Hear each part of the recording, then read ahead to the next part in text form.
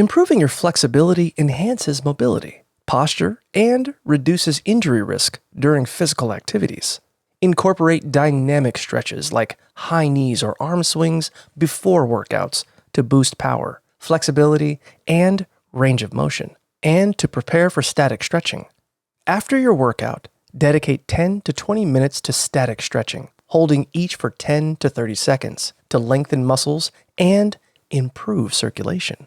For faster results and increased strength, consider isometric stretching, which uses muscle resistance and contractions.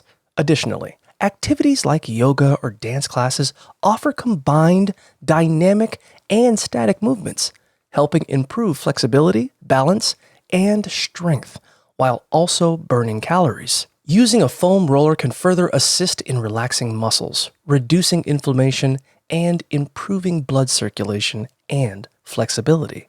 Always ensure proper movement execution for safe and effective results.